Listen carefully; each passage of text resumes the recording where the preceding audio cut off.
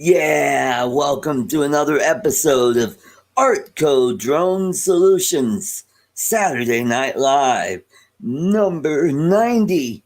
We've got a great show tonight. Today we're going to talk about FPV goggles, especially for beginners, inexpensive to moderately priced uh, goggles. For those of you who want to graduate from the cheap goggles to something that has a DVR in it to where you can record your video to an SD card. So that should be fun. Then we'll talk about FPVs, drones tech, cameras, all kinds of stuff. Hey, welcome Steve Mack to the show. So just waiting for my panelists to show up and then we'll get going. Alrighty, so the weather has been pretty nice today, partly cloudy in the 50s today. I just checked the temperature. It's 57 degrees and it's going to get cold tonight and then it's going to snow all night, all day tomorrow, and into Monday morning. Hey, Arizona drone dude, Chris, QC guy, great to see you. Uh, Tom Tintos, welcome to the show. Uh, where am I? I am in my lavish YouTube apartment here from all the fortunes I'm making right now. Cleve Tidwell, welcome to the show. All right. Great. Mike B, aka the Drone Ranger. Welcome to the show. So I'm here in Arvada, Colorado, which is a suburb of Denver. I am northwest of Denver. I'm close to 100 feet above Denver. So we're sometimes we get more snow than Denver does because we are higher. And sometimes the towns to the east of Denver get a lot of snow because they're actually higher than Denver. Denver is in a valley because you got the confluence of the South Platte River and Cherry Creek that converge right near downtown Denver. So, just a little history about Colorado, the geography. Um, what we get is we get upslope wind where the low pressure system will be to the east southeast of here, and we'll get winds coming from the east that blow up to the mountains where the moisture drops out in form of snow. Chris Hope, welcome to the show. Chris, I think I've sent you a link if you want to jump in. Let me.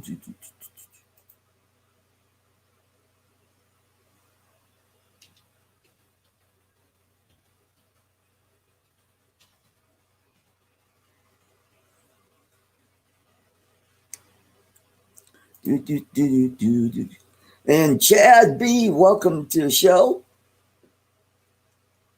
All right. Yeah, we're building up there. All right. Chris Hope. Let's see. Yeah, I sent you a link. Chris, go check your Facebook Messenger and you'll find the link there. So just waiting for the usual guys like Mitch. Hopefully, there's Mitch right there. He's in the chat. Bob Casey, welcome to the show.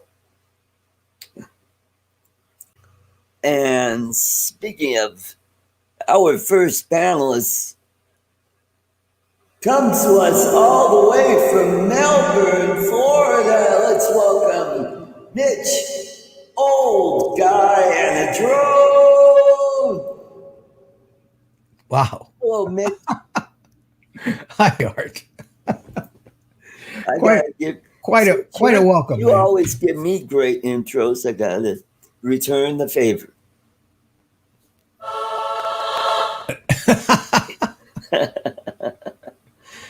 How you doing tonight?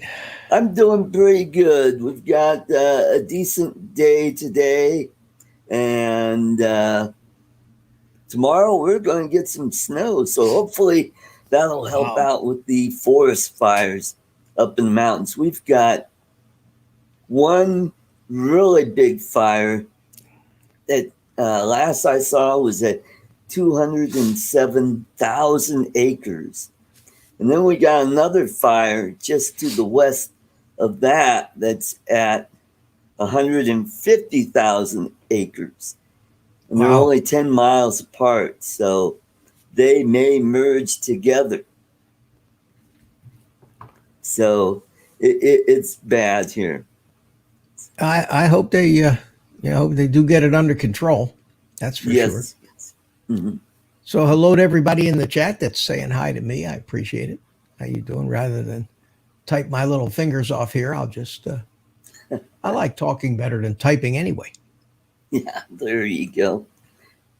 So I wanted to start off the show by talking about inexpensive FPV goggles, inexpensive to moderately priced, especially the ones that have a DVR in it, so that you can record what your drone is seeing. So I've been looking at eSheen's got one. Fat Shark has one that's pretty moderately priced.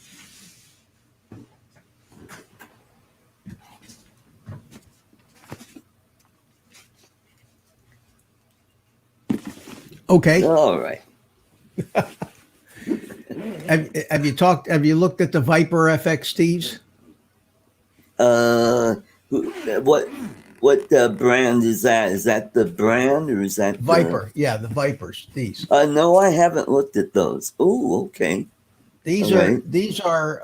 Oh yes, I have seen those on eBay and Banggood and Amazon. Amazon, yeah. These are what Carlos uses. Right, Ed, right. Love My Drones. A lot of the guys, especially if you wear glasses, they're a pretty neat pair of goggles. They're some of the best box goggles out there, and they're about $175. Oh, okay. But they have they come with a flat panel display with two antennas. Oh, interesting. And hold on a second, let me get the goggles out of here. And the flat panel display just clips in to the front here. Oh, okay. And you take this display and you lay it in here. Try to do this and keep it on camera. And then just clip this up. And then it's also got this rubber bottom piece that keeps the light out. Or most of the guys who use them just actually take this off. This thing pops off. Okay. Like that. And then you just wear it. Can you see you just put it on your head and you look right in here, but you're not really in the dark. So you can still look down. You still see your transmitter. You don't feel as claustrophobic. So you have a choice of closing yourself all the way in or not. And this panel has a little USB plug on the bottom that goes to a XT60, and the battery goes on the back of the strap. Right. And it's got the DVR, and it's got the same exact panel in it as I use with this thing. Okay. It's the same exact panel as this, And Right. they sell it also that you can buy the panel with a little tripod mount and the sunshade to use as a ground station. Oh, So wonderful. I could take this same panel, stick it in the goggles. They both have DVRs in them, and they're pretty good. I would almost have to recommend them. They're not as cheap as the $100 goggles, Right. but they're Mhm. terrific and they're bright. They've got a beautiful bright display, and Right. most of the guys that have them really like them. So that's my 2 cents on the box goggles, on the Oh, all inexpensive right. goggles. There you go. Where was this one? Okay, oh, okay. Here is one. Okay, it's the what company? Oh, this is an Ishin, and it looks similar to a Fat Shark. They're smaller, and it's the DVR goes on the strap on the side, and it's about $170. What's the model number of those? It is.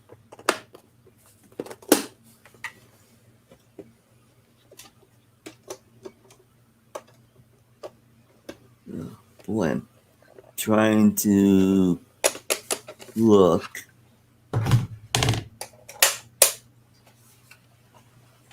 It just says FPV goggles, dual antennas, 1000 mAh battery for RC drones with mini DVR. You got a picture of it? Oh, it's the EV100. Yeah, that's okay. That's not the one I'd recommend though. Well, since I don't wear glasses, they're smaller and they're not Yeah. gonna make my head, make it, front heavy What like the. I haven't had any personal experience with the hundreds. I've seen a few. I've seen a few YouTube reviews. I'd suggest before you buy them for yourself that you watch a half a dozen YouTube reviews on goggles under $100 or $150. Cleve wants to know what model of the goggles that you just showed. It's a here. Let me type it in the chat here. Okay. And let's welcome all the way from South Georgia, Mike, GFO, Drone and Tech. Hey, Mike. What's up? Welcome to the show. Hello, Mike. How you doing, Mitch? Good. Yeah, the Viper FXTs. I don't know if they have a 2 Okay. after them or not, but just ask if you know who Carlos is from Back from the Sky, or Ed. Love My Drones. They do an awful lot of flying. Paul, Drone Bum, got himself a pair of them now, Right. and you don't have to wear glasses with them, Art. They're good goggles for the money. Okay, cool. So while we're talking about this, I have a question for you, Mitch. I've got somebody on my local Facebook marketplace selling EV800 FPE Ishin goggles. Yeah, the EV 800Ds. They're any box. decent? Yeah, they're okay. They're box goggles, big kind of box goggles, and the whole front part of it actually comes off, and you can use that as a screen Okay. to monitor, as a ground station. They're okay, but they're not nearly they're cheaper. They're $100, I think, retail. This And- lady's selling 2 pair for $80. Yeah, you can't go wrong with them if they work. Right. They're brand new in okay. box. They have a DVR in them, if I remember correctly. And But, here's my tip jar if you'd like to throw a couple bucks in and help me get some goggles.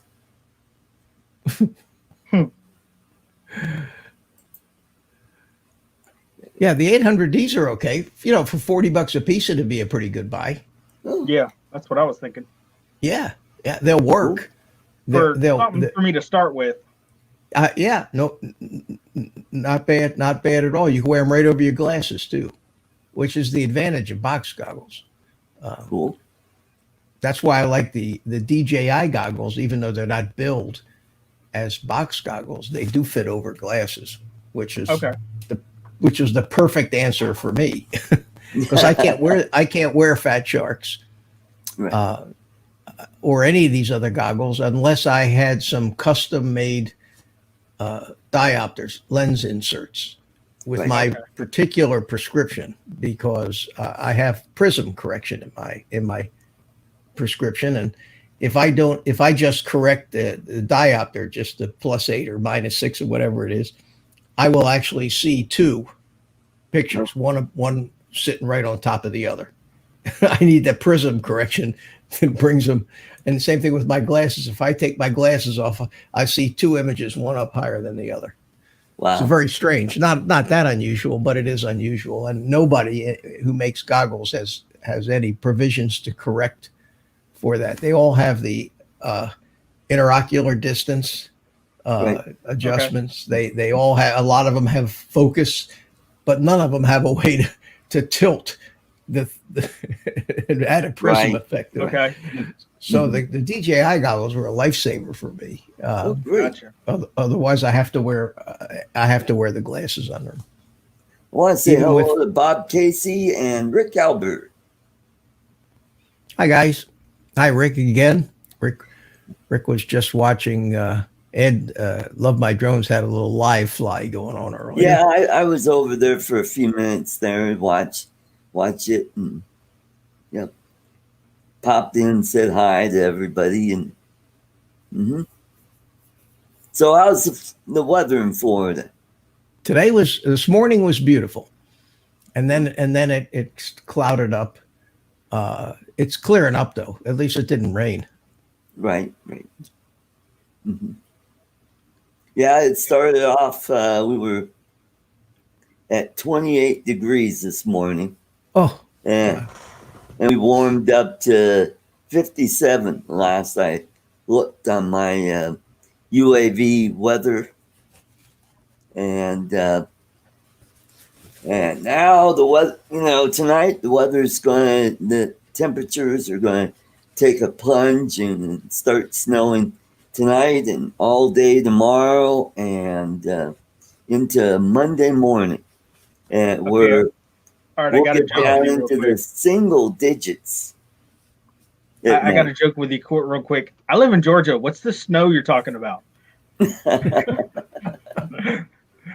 yeah. We don't get much of it down here in Florida either. Not last year, but the year before, it snowed here. We just got a dusting, but it was the first time it had snowed in like 22 years. Yeah. And everybody went nuts and didn't know how to drive in it, and there were Oh God, wrecks yes, there all were over the accidents place. left and right, and yeah. I told the story in the 70s. They had one morning in Tampa. They had enough snow to cover the roads, and on I-4 in Tampa, they had 200 traffic accidents and had to close the interstate because of a quarter inch of snow that melted right away. Yeah. And they closed all the schools too, I bet. Oh, Yeah. Close everything. God, what is that white stuff? Yeah, exactly. Yeah, here we got to get more than 6 inches of snow and they'll close the schools. Depends on what part of town gets the dumping. It is October after all. In fact, it's almost the end of October, and you do Yeah. live in high elevation. So, if Yeah. not you, then who should be getting snow right now? Yeah. Mitch, you mentioned it's the end of October. I'm dreading that, man. There's a full moon and Halloween at the the same same time. night. Yeah, and an election 3 days later, 4 days Yeah. later. That's All the Everybody's crazy. By the going way, nuts. I'm doing a special Halloween show next week. So stay tuned and get all your friends to come on down. So, are you going to pre-mail candy to all of your regular viewers So it arrives here in time for your special show? Should I check in my mailbox now? Oh, yeah, sure. Okay. All right. I'll give you a little sample. Hold on. I'm holding. There's always a delay on my mixer. I don't hear anything yet. I don't hear it. You're smiling, but I don't hear anything. You don't? No. Oh. Yeah. But judging by your smile, it was funny, whatever it was. Oh, well, it was a witch howling. Oh, okay. So, but you can hear this, right? That we hear, yeah, hear that. I don't know why it doesn't put. Sometimes you'll hear it, like if I'm on your show and I play the sound effects, you can hear. Do you have the gain of the sound effects turned down by any chance? No, I've got my volume at my usual volume thingy. I've got it straight up, about 50%.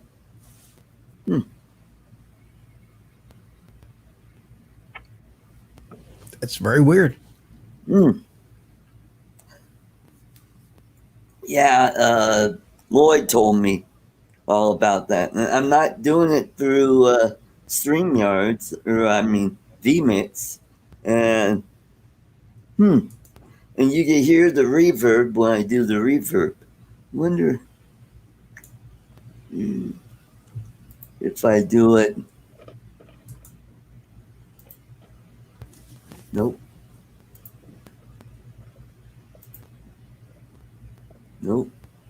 Say hi to Spank. What's up? I just noticed him. Yeah, I just he was on the floor. I told him to hop up on my chair on the arm there. Oh, there you go. Yeah. There you go. Yeah. No green screen tonight, Art. Just nope. I didn't have time to get the whole studio set up for you. Hey, Art. Can I drop a plug real quick on something I'm getting ready to do? Sure, go right ahead. So remember I had said that when I hit 100 subscribers, I was going to give away a decal? Yeah. Kind of decided to sweeten the pot a little bit. Oh. I'm also going to give away a pair of Yagi antennas. Oh, nice. And some parabolic antennas, the whole set. Cool. So I'm about 3 or 4 subscribers away from hitting that goal. So when I do, this little package is going out to whoever wins along with a decal. Awesome. So awesome. I know, some of your guys might be interested in getting a new set of those Yagis or the parabolics. So there's actually both of them in there. Awesome. Wonderful. Hello to Agent K. Welcome to the show. Hey, Kay, how you doing? You notice that he says hi to the monkey before he says hi to any of us. Right? It's true. It's true. That's why I have the monkey. Otherwise, nobody'd watch me. And I want to say hello to Tim, the 4-eyed canine. Welcome, welcome. I'll move the monkey I over know to the other there's side. another channel called Agent M, I think. I saw that on one of the other live streams. I think it was on. Really? Yeah, I think it was on Ken Aaron's show.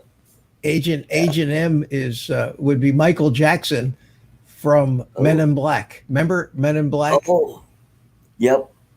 Yeah, J, K, and then Michael Jackson's voice came on and says, "I could be Agent M."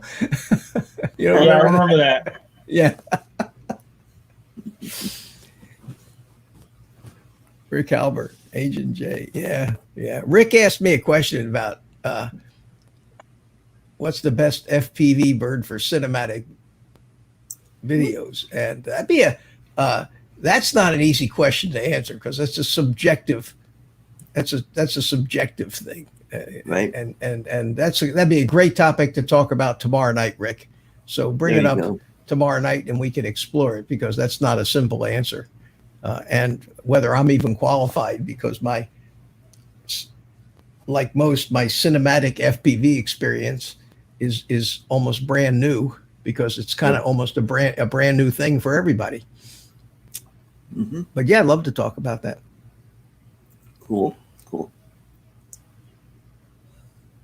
So we got a new product out there. DJI has the, I guess the Osmo Pocket 2. Is that what it's called?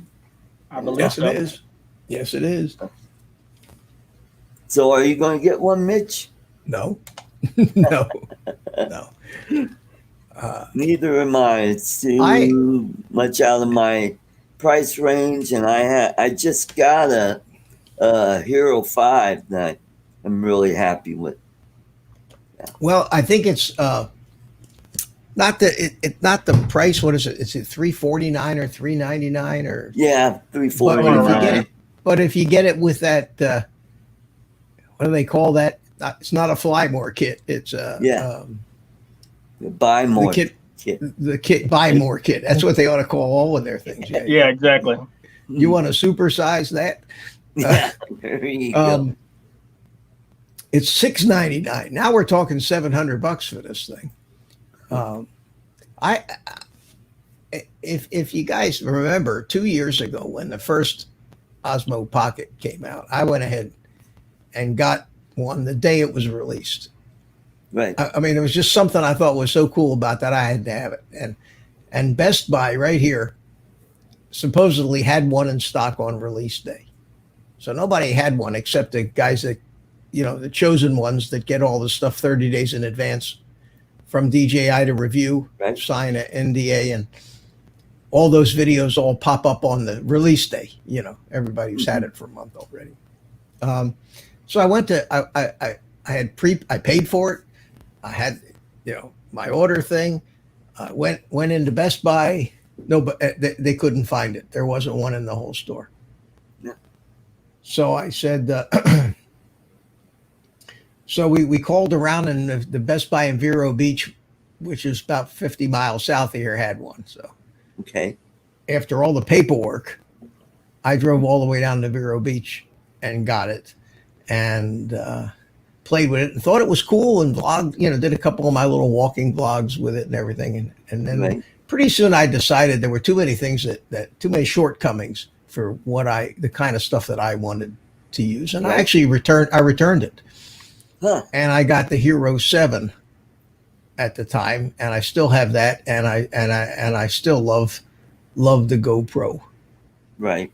much better. It's much more useful, especially for drone flyers and FPV flyers, because you can beat the crap out of a GoPro, but you can break that gimbal on that little Yeah, pocket camera that's true.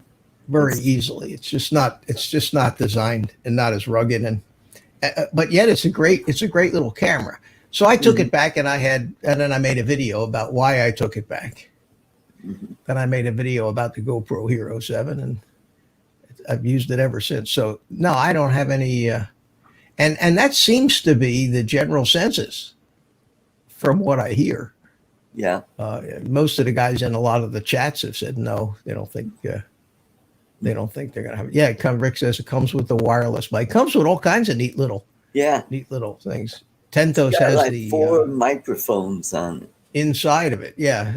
Yeah. Rick said he supposedly just inside. ordered it because of the zoom and the wider picture. Yeah. Hello, Ray Kelly. I don't think. Yeah, and QC guy said the same thing. It's a good camera, but it's not a practical camera for me. I've already got wireless mics and I've got the GoPro Hero 7 with the special case that has the mic adapter and all that stuff. It does for the few times that I'm going to actually use that whole getup. It's not what I do on my channel. Occasionally I'll put the GoPro on my head when I'm flying a fixed wing, and follow, and automatically have it follow me around. But I don't use the GoPro for much anymore. It seems like mostly lately it's just some videos about fixed wings and FPV and some flying footage that I post. So I don't. He says it's the Zoom that's selling the OP too. So it's got a zoom feature in it. I believe so. I think it's 2x in 4K and then 4x in 1080.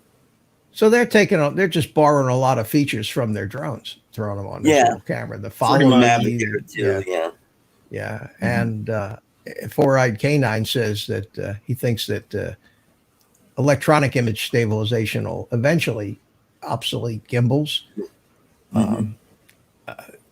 if it hasn't already. When you look at the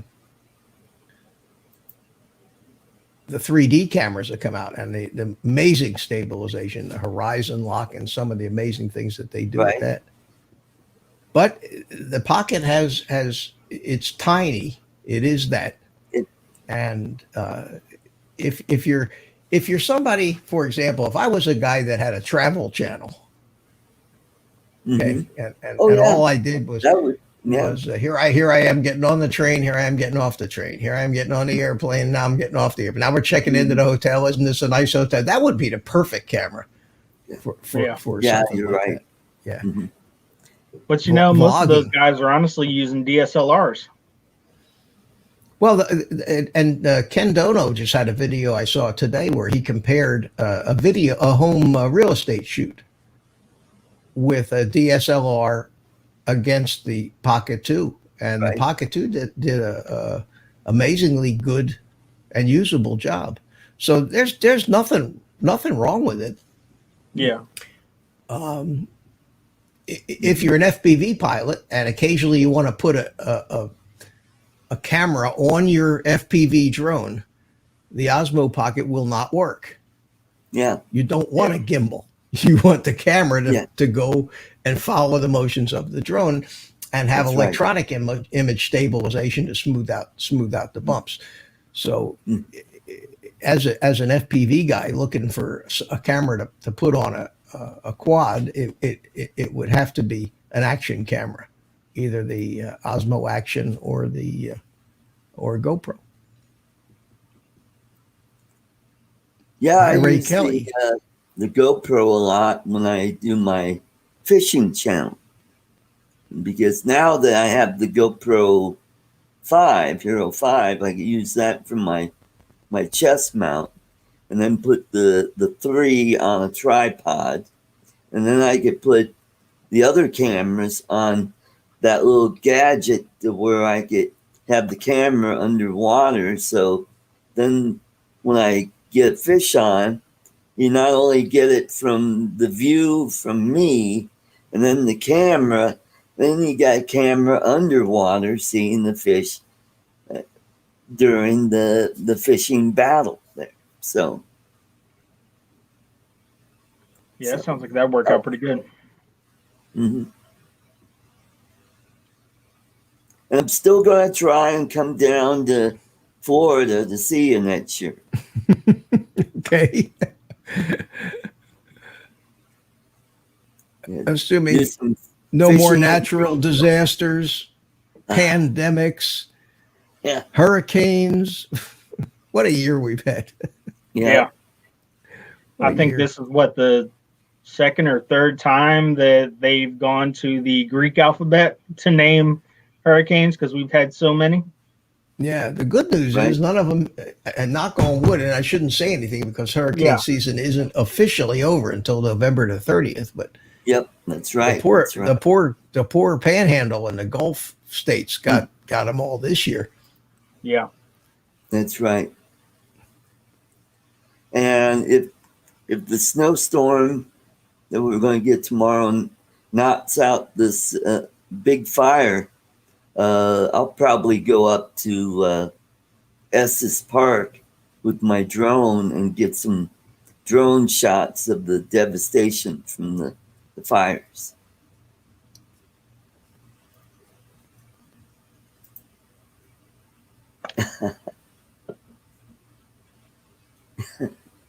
Thanks, Tom.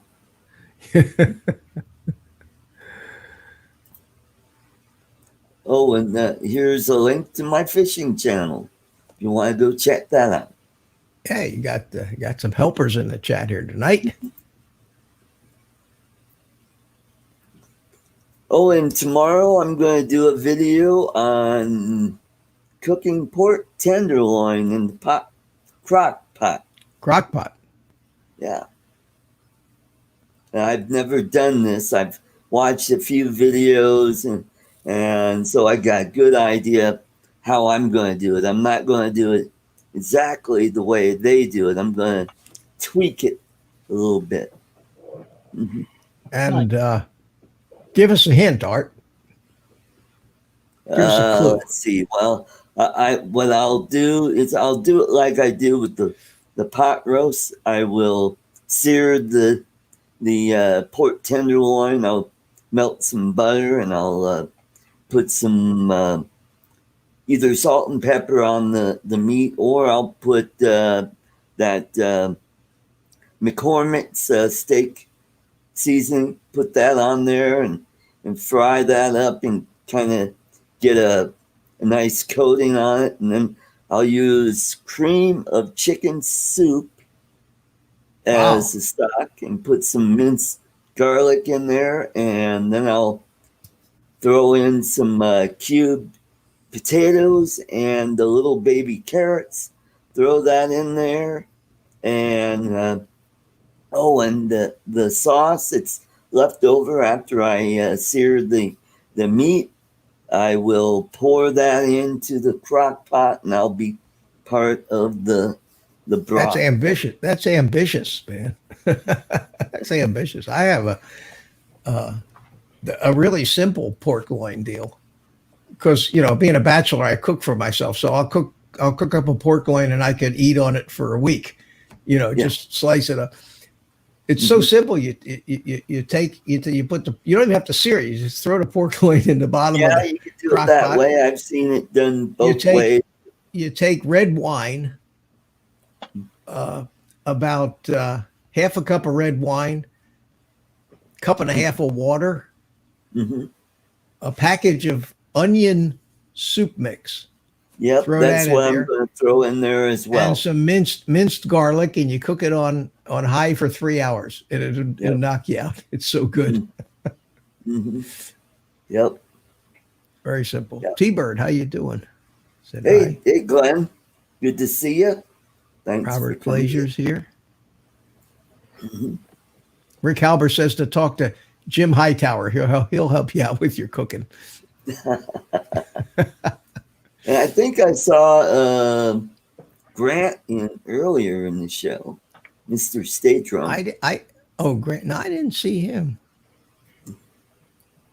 I'm trying to keep. Old guy in a stove. Thanks, Kay. Kay picks on me a lot. I love it. One day I got to get Agent K to come out of hiding and actually come into the panel so we can all meet. We can all meet him.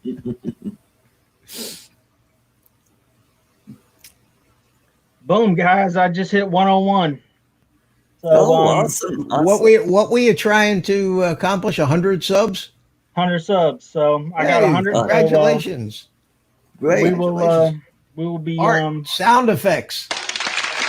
Oh, well, I don't have that. All right, I'll help you out. Hear my PLNs. Darn. I'll help you out. Oh, and I just saw Grant. He just popped in. Yep. And hopefully a little later, James from My PI Dream will be here. He's probably watching right now while he's making his waffles. Yeah. That's right. Hey, Art, you're talking about cooking. So I've got a new project I'm doing with the smoker. Oh. I'm going to smoke some cheese. Oh, okay.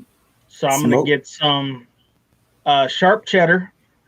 I'm going to get some pepper jack cheese.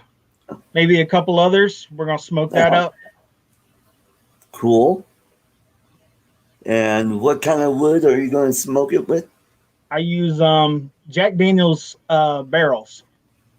They Oh, take the Jack Daniel's barrels, run them through a wood chipper, and it makes the wood chips or pellets. And I use those to smoke everything. oh, okay. Yeah, that's Where do you, oak. So that'll give where do you it. buy those? They actually sell those? Yeah, I usually pick them up at Lowe's. Oh, Lowe's Finding the got them. pellets Okay. can be a little harder. Right. I usually have to go to like Academy Sports for my pellets Cool. or whatever. Because when I use the smoke tube, because you have to cold smoke it, because you can't, if you get it above 90 something, 98 degrees, the cheese starts to melt. So you have to do it Yeah, I guess real, it would. I guess it yeah. would. Yeah. So you have to do it at a real low temperature. So I'll leave the door on the smoker cracked about quarter of an inch, and run that cold smoke tube. Just let that smoke hit that cheese. I'll put it on the bottom, drop some ice in there in a pan, Right. like an aluminum foil pan, and let that thing go for a good little bit. And man, that smoked sharp cheddar cheese is just awesome. But Well, as soon as you take it out the smoker, you can't eat it. You have to let that stuff sit for about 2 weeks to get that flavor in the cheese just right.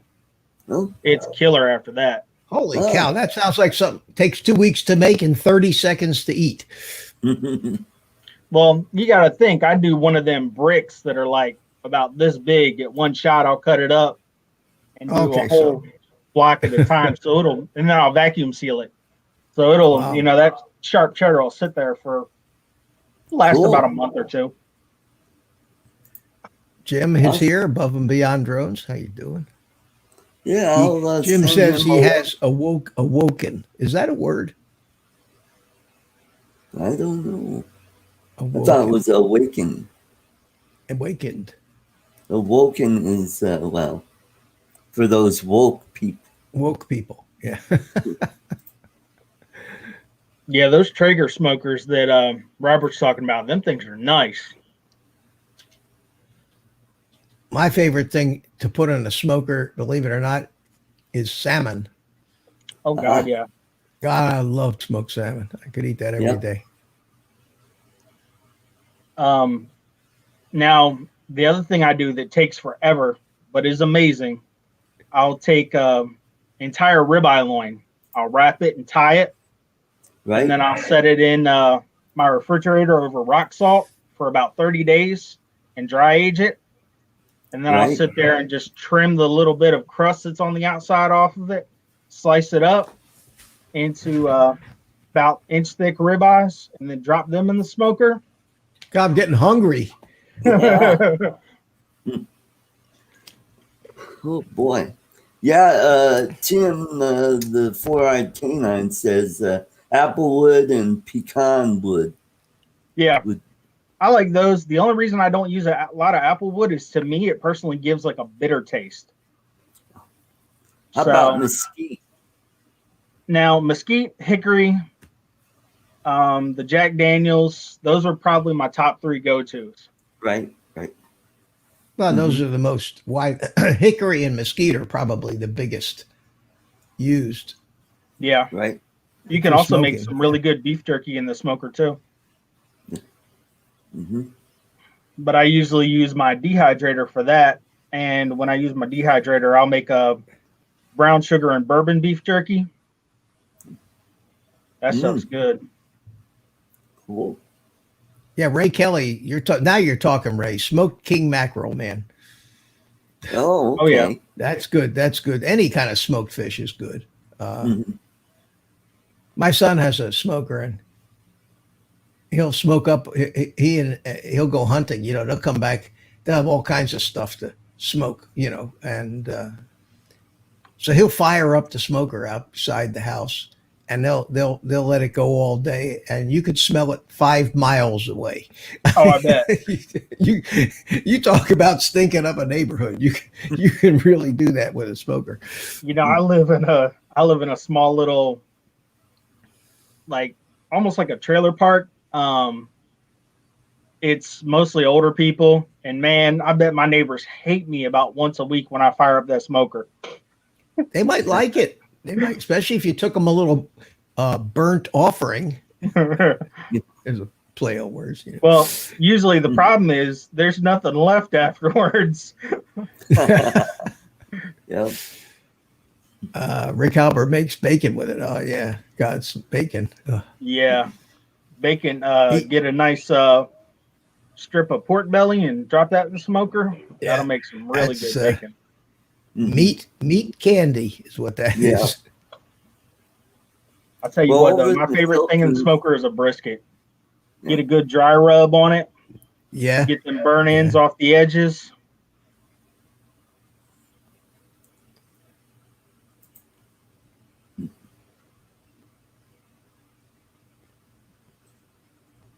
Well, Art, I got nothing. What do you want to talk about? I got to save something for tomorrow night here, you know? Yeah, that's right. Let's see. So, and then we got the, what is it? The Mavic Mini 2 is the next one that's coming out. Has anybody actually seen one of those yet, or is that still a coming soon deal? I've seen some photos on some of the YouTube channels, but what's supposed to be the difference between that and the first Mavic Mini 2? Yeah, they haven't really released anything from what I've seen, like no solid specs on it. Now, someone did post that there was an accidental print on Best Buy, I think it was, their website, that they had listed it already, and then the listing got pulled. Okay. Well, that happens frequently with these new things, because just like that all the regular reviewers already have this new drone in their hand, and they've been flying it for 2-3 weeks already, and they're busy making their review videos so that they can put it out, and all the stores who are going to be selling this have to get their SKUs all set up, and pricing, and sometimes advertisement. Sometimes a web page ends up going live before it should. You know how that works. You start out as a draft, and then you publish it. Well, sometimes they hit the wrong button. Instead of saving it as a draft, this web page, they publish it, and bingo. And there was was it the Mavic 2 Pro, or one of these drones in England actually got printed in one of these huge catalogs. Do you remember that, Art? Oh, yes, I remember that. Yeah. And this catalog came out with all of this information about the Mavic 2 before they announced the Mavic 2. And it was everywhere on YouTube. Guys were going, well, here it is right here. And what are you going to do? Once it's printed and distributed, you can't take it back. It's not like a web page you can take offline. So they screwed up royally on that one. But it's a problem. I mean, if you're going to try to print a catalog, you can't just print a catalog and have it show up the next day. There's a lot of work involved in time and energy in printing something. Tell me about it. Hello, the View Chaser. Welcome to the show. Hey, man, how you doing? Dang, Art, you got a dislike? What the heck? Oh, you're not anybody unless you get some dislikes, man. Yeah. This is true. It's true. I get one or two. I get one or two on every show, and I'm proud of it. Hey, it's like everyone says, you can't tell a like from a dislike on YouTube algorithm. So interaction is interaction. Yeah, that's true. And that's. No, I don't even care. I don't even care. Who cares? Yeah, that's how I feel as well. I went to my video, my FPV video, and I've got like how many thumbs downs on it? But I got at least one. I'm like, whatever, you can turn that off. Yeah, you can turn off the display of that in any of your videos. If you know, so if somebody trolls you and they screw up your video where it has more dislikes than likes, just go in there and turn it off. It's not going to affect what you. Agent K says. Art is a big boy YouTuber now with a dislike. Yeah, that's true. Yeah. Yeah. You've arrived. I've about a couple months ago I got my first. Now, I will say one thing. I disputed a copyright claim the other day and won. Oh, Well, that's not. It wasn't a copyright strike, though. It wasn't anything serious. It was, what was it, over some music? Yeah, it was over some music. They said Yeah. that part of my music was part of some Christian gospel group's music, and it wasn't. There was nothing, like, I listened to their entire song and nothing even sounded close. You know, that's all done by an algorithm and a computer. yeah. And sometimes sometimes they do match you up with something that, because it's it's very certain, little piece of it is very close to a little piece of that. And the first time anybody looks at it, if you do dispute it, they'll usually knock it out. But most people don't worry about those kind of copyright things, unless you're monetized and making big dollars. Yeah. Mm-hmm. Because if you're not monetized, what do you care? If they supposedly give all the earnings from that video to the copyright holder who. Right. Yeah. Mm-hmm. And then so much of this stuff is not done by individuals. It's done by big automatic logarithms that and companies whose business it is to do nothing but find excuses to take 12 cents in revenue away from some poor YouTuber. Yeah. You know. That's right. But You wanna I say hello to did Brian? dispute it. They reviewed it and they removed Yeah, it. good. There's also a way they have a deal where you can they'll actually erase it from your video without hurting. They'll actually they can pull the music out of your soundtrack without affecting any of the other sound. And I've done that. And then the warning goes away because it's not in there anymore. The funny thing boy. was, I looped the song, and in the first part of the song, it didn't catch it, but the second part that it looped, it caught it. Couldn't have been, it was close, but not that close, huh? Yeah. Mm-hmm. Ray Kelly brings up a good point. He says if you're not monetized, just use whatever the hell music you want. Yeah. Because it'll make your videos better, and what are you going to lose? They're not going to. It's not like a copyright strike. A copyright strike would be kind of like if you took one of Ken Herron's videos, stuck your name on it, and claimed it was your own. That would be a copyright strike. Yeah.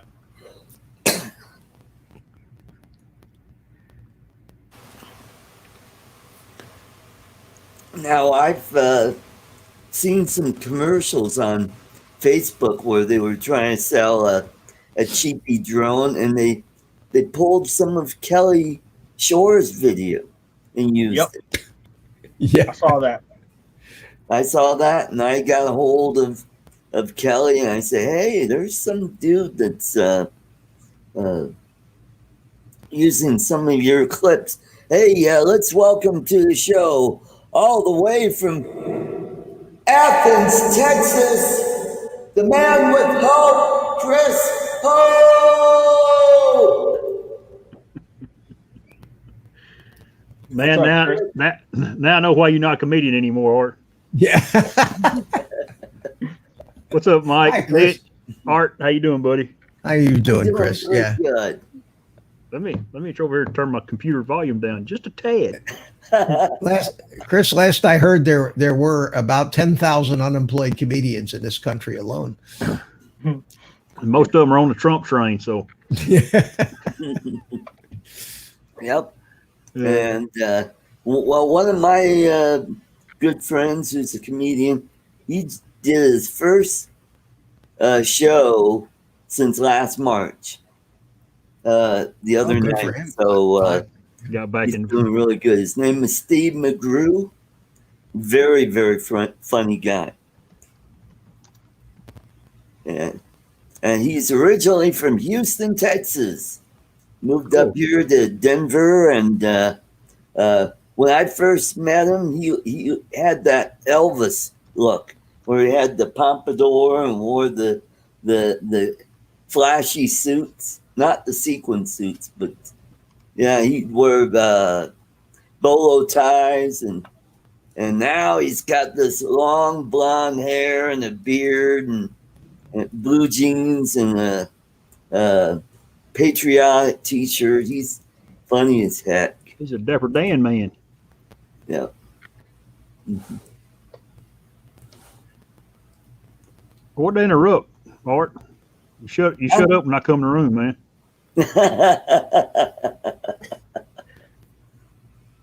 This is like a Seinfeld episode. It's just kind of been a show about nothing, you know. Yep. I was going to come in earlier. Fpv Goggles, and we got talking about cooking. Yeah. Mitch was talking about changing his channel to Old Guy on the Stove. That was my idea. That was Agent K's idea. Yeah. Brother Bob, Professor Dude. I like that one. Mm-hmm. Professor Dude. Yeah. Professor Dude.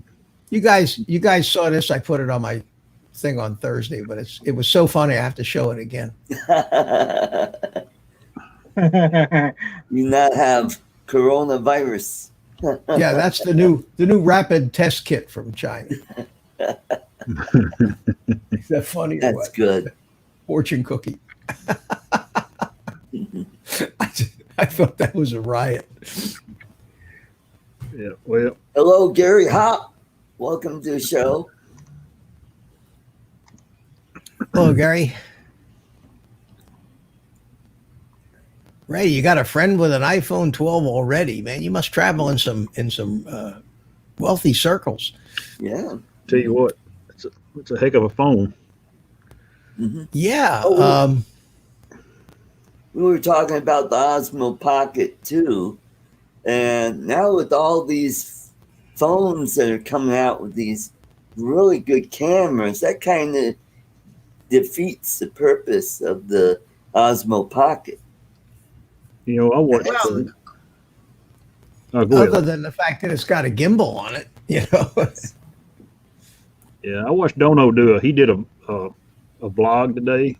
He put it up there, and you know, it actually was the thing. My Osmo Pocket is fine, but the audio sucks horribly.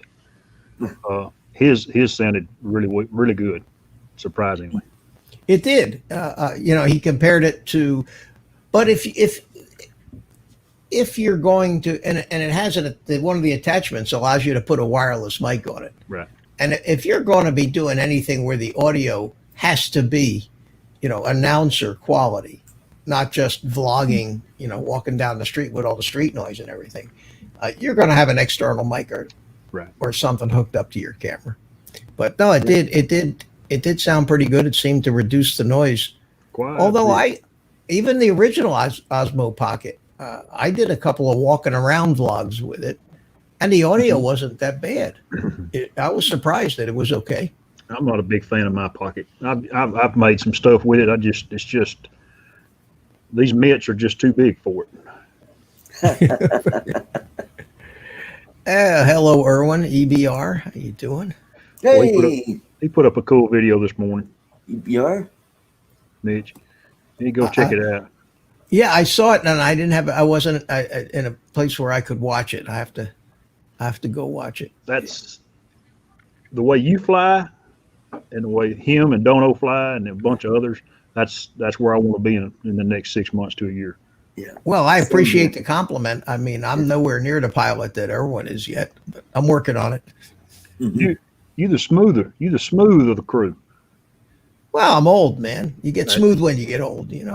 I want to get in that middle plateau. Yeah. I mean, that's what to me, it's more important that the thing be smooth than it be exciting and diving through trees and things like that. You know, I'll trade the smooth first, but I'm working up to being able to do all that stuff and do it smooth. Yeah. Yep, me too. But you'll get there. Bob Casey says you'll get there, and you're doing good, man. I thoroughly enjoyed it. But I have figured. I have figured out something about FPV stuff. It's not a big expense until you add all the little ones that go with it together at one time. Yep. Well, every hobby is like that. Fishing is inexpensive. It is until you start buying fishing gear and lures and fishing line and hooks and renting a boat and putting gas in it, and then it becomes expensive. Yeah, you're right. Oh, then you gotta have you have to have your ultralight. Then you have your medium action rod and reel. Thank you, Rick. Then you gotta have your saltwater gear, and then you gotta have your heavy tackle. Oh, and then you gotta have something for carp and catfish, and then it goes on and on. Oh, and you gotta have a spinning reel, or you get bait casting reel. It's just like any hobby we get into. Yeah, it's fishing, golf. How about golf? Golf is the same thing. Sounds like it would be cheap. All I need is a stick and a ball, right? And a golf cart and a membership to the golf course. Oh, if you play skins on Sunday and low, it's another $50. Yeah.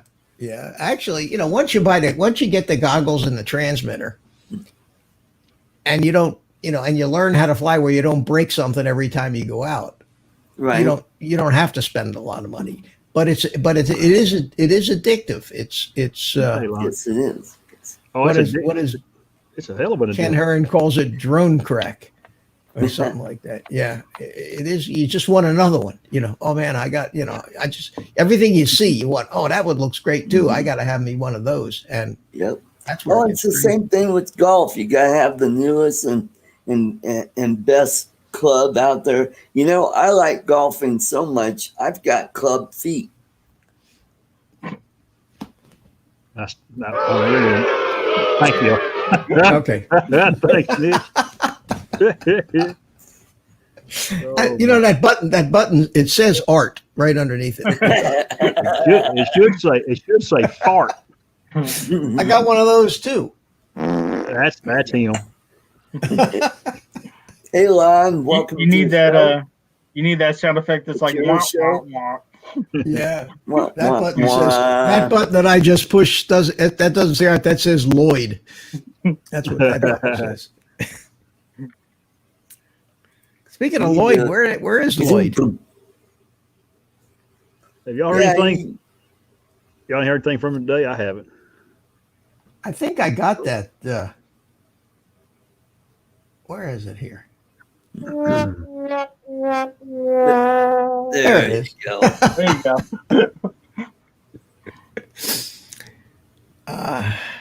You shouldn't give me a sound effects thing. Like going through Walmart down the toy aisle, and every button that says "push me," you'll push every one of them. Exactly. That's my favorite thing to do when there's a bunch of kids down there at Christmas and they got all the fire trucks and stuff. Just walk down and hit every single one. Yeah, I'm that guy that walks down there and turns around and looks, and then he starts pushing buttons as he hits to the other end. Exactly. Me and my wife split ways. We go to Walmart Christmas time. She'll go one way. I said, "You don't want to come with me. I'm going to the toy aisle." Rick says Lloyd is taking. That's right. I heard that he was taking some time out this week. Yeah. Yeah. Anybody heard about from Mel? Anybody talked to Mel about Tammy today? I know he said yesterday she's back in the hospital again. Oh, really? I didn't know that. Oh no. Isn't she too young to be having all these problems? Yeah. I think so. I guess a lot of it they've traced it back to heredity nowadays. That's Brendan. Welcome to the I show. see 30-year-olds getting strokes and stuff like that. Mm-hmm. Wow. Our favorite little Mexican food place we go eat at on Friday nights. The owner here about 2 months ago had a stroke. He was 47. Killed him. Wow. Yeah. Yeah, it all depends on lifestyle and hereditary. I hate to say this because it sounds horrible, but a lot of it probably has to do with all the junk food we eat as Americans. Yep. Mhm. Surely not. I wouldn't think that anything that had glaze on it and made out of dough or with 5 pounds of sugar poured in it would have anything to do with it. Yeah, of course not. Right. And I'm referring you're to being sarcastic, aren't you? Yeah, I get it. I'm referring to a donut now.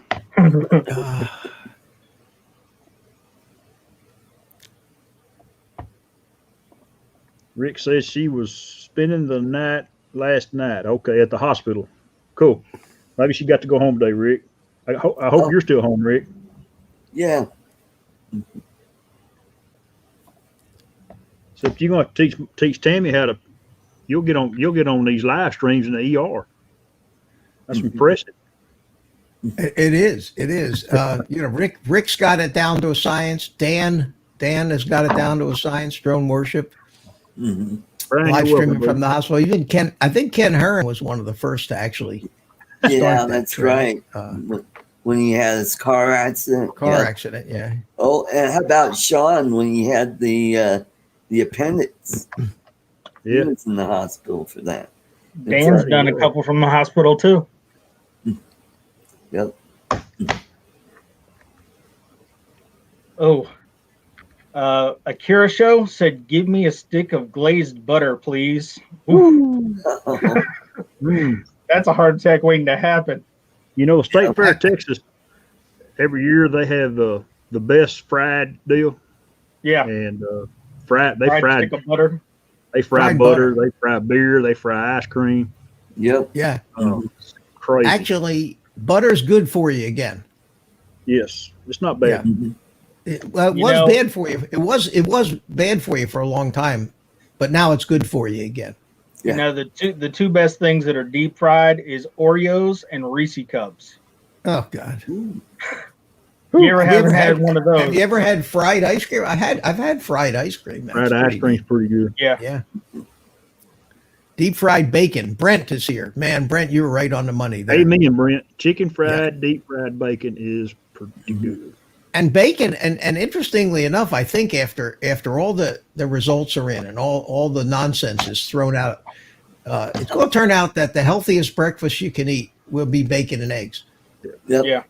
Yeah, Lon said it. Eggs. And the least healthiest you can eat is breakfast cereal with skim milk, orange juice, and dry toast.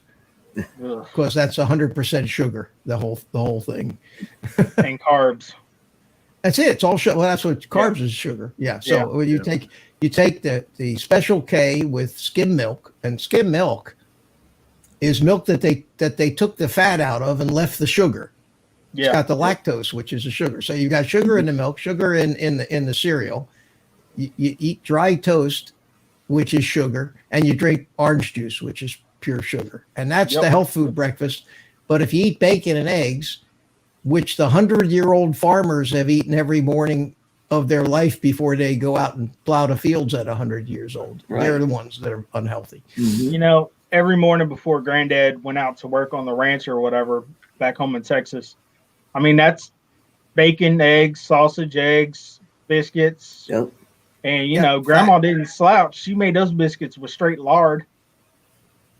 Yep. And those people lived to be, I know my ancestors lived to be ancient, and that's what everything had to have fat in it. Everything was fat. Yeah. I had an aunt that lived to be 105 and up till about 102. She was still living at home, had her own garden, the whole nine. Wow. And then That's right, Lon. she fell and I think she broke a hip, and then she got put in the nursing home because it wasn't healing right, and then she kind of went downhill from there. Yeah. Well, when you get to be my grandfather was the same way, and so was my father. You get to be a certain age where it's just your time, But they've had this fat thing wrong for so many years. Oh God, yeah. That fat was what's killing people, and sugar is good for you. Well, you're Why we have so from many people Tang with country, diabetes now. Mitch. What's that? You're from Tang country. What country? You know, astronauts drink it. Oh, Tang. Tang. Yeah, Tang. Yeah. No, I've been following the pretty much the Atkins style of dieting for 50 years, 40, 50 years now. Eating nothing but, a high protein, high fat diet with some carbs. And I've been doing. I seem to be doing pretty good on it, That's what I've been doing lately. And I've dropped probably when I originally started off, I was about 300 pounds, and now I'm down to 200. Oh. So it works. Yeah, it does. It does, but not for everybody. There are different types of physiology that some people do better on a lower protein diet. Some people do better on a higher protein diet. But this business about when vilifying eggs and steak and all that. Yeah. That's Bacon. That's what, Yep. Bacon. Coffee. On that keto diet. Coffee. On that keto diet, hey, you can have coffee instead of using milk. They put butter in it. Exactly. Pure fat. See, fat has no carbs. Fat has no carbs.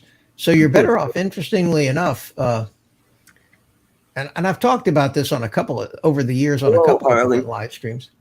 But there's a guy named Barry Sears, Dr. Barry Sears, who wrote a series of books called The Zone Diet. You ever heard of that? Been very famous diet, The Zone. And now they have a whole line of Zone, supplement bars and all that. But the basis of the Zone diet was an offshoot of what Atkins did. And they're the ones that have created and pushed this idea of a glycemic index, Right. where some carbohydrates dissolve a lot faster in the body than others. Chris saw that. Butter and coffee. You have to try that.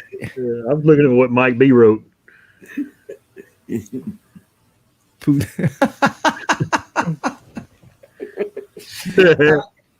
Okay. But the point of it is that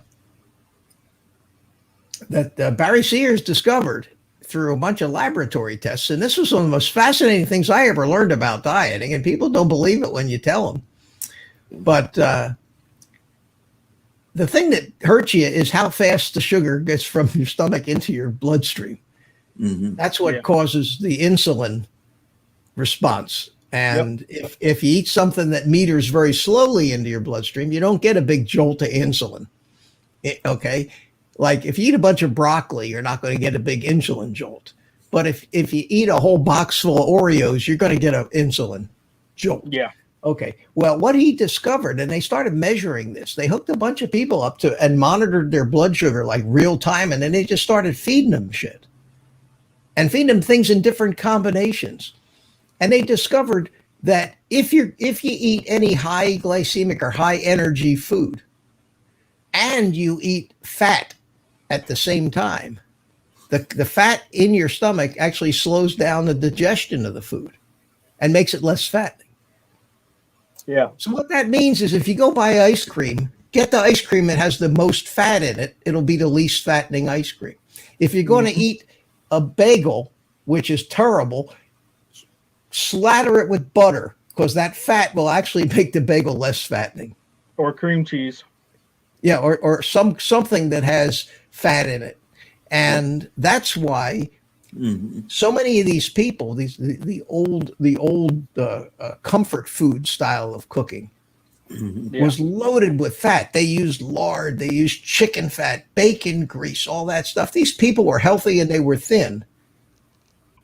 Because it wasn't the fat that was killing them; it was actually the absence of fat. That I don't, Welcome to ArtCo Food Channel. Food Channel. Well, like I said, it's a show about everything, Art. Hey, Ray Kelly's talking about Oreos. I saw on one of the smoker channels that I'm on Facebook, this guy wrapped Oreos and bacon and drop them in the smoker. And they look Oh man, that wonderful. sounds good. That just Yeah. sounds delicious. Yeah. Yeah, I was just like, you know what? I might have to try that one day. Me too. All right, Double. enough of that, guys. I'll stop diet lecturing. Don't get me started on that. Double stuff Oreo. Yeah, James is making waffles as we speak right now. Hope he's making enough for everybody. Yeah. Mm-hmm. Well, he's got to feed the guys making his pool. Have you been? Yeah. I know Mike's been watching the Heck yeah. videos. They finally dropped the concrete yesterday for him. Yep, So that's the right. first layer. And you know what? Watching that was really daggone cool because to do the walls, they actually threw the concrete. They slung it and Yeah. layered it. So I'm Yeah, what were They you threw it with their hands, did they? They shovel. threw it with their hands? Shovel. Shovel. Trowel. Here they use a concrete pump and they blow it out of a high pressure hose up against the Yeah. wall. Yeah. He said, over in the Philippines, they don't have that technology to shotcrete Yeah. stuff. So they take it and they use the shovels and sling it and build up layers, almost like you would sandbags. Mm-hmm. Have you ever seen any of those YouTube videos of these guys in the jungle building these? Oh God, yes. I spend hours watching them things. Yeah, and the techniques that the way they dig, they with a stick, they'll dig out an entire swimming pool or underground house. Oh yeah. And then, I saw this guy took some bamboo the other day, built a house and built a platform, and then built the platform strong enough to put a pool on it that he covered in like this layer of mud and and they termite. take that mud and they do the same thing. They mix up mud with straw and they step on it and grass. And, the termite mounds. Yeah, and then they take that stuff and they just splotch it all up all over the wall and it turns hard and it makes like stucco. Yeah. Almost. It's you know how much money those guys are making with those videos? Yeah. Have you ever seen them, Chris? I don't guess so. Oh my God. Every one of those videos they put up gets millions of views. I'm trying to think. The one channel's like Jungle Building or something like that. There's a bunch of them, but it always seems to be very similar. Mm-hmm. And they all get huge views, which means they're making some serious money. There he is. The Waffle Man, all the way from Lipa City, Philippines. James, my PI dream. Oh, Jane. Hey, good morning, guys. Can you hear me? Hey, James, how are you? Okay, can you hear me? Yeah. Yeah, you're a little soft. You might Little want soft? to turn up your volume just a wee bit. Okay, hold Yeah, on. we were just talking about your pool. Your desk. Oh, okay. I'm gonna try. I don't know how to do the adjustment on here. I don't know how to do the adjustment. maybe if I talk a little louder, is that better? Yeah. Mm-hmm. Yeah. Okay, so I'm trying to promote you this morning, Art. I just pushed a like an infomercial for you. Yeah, I just saw the notification. Yeah. So hopefully your numbers start going up, and I get to see some of the folks pop into the comment section over here so that we can respond back to the folks who. I am like so close to 4K. Last I looked, I'm like at 3.95. And then the month will turn over. Then they'll take a month away from you. Yeah. Well, I think that's in a 12-month period. I think right. That what it right. is? So what happens is every time you gain a month, you're going to lose the 13th oldest month.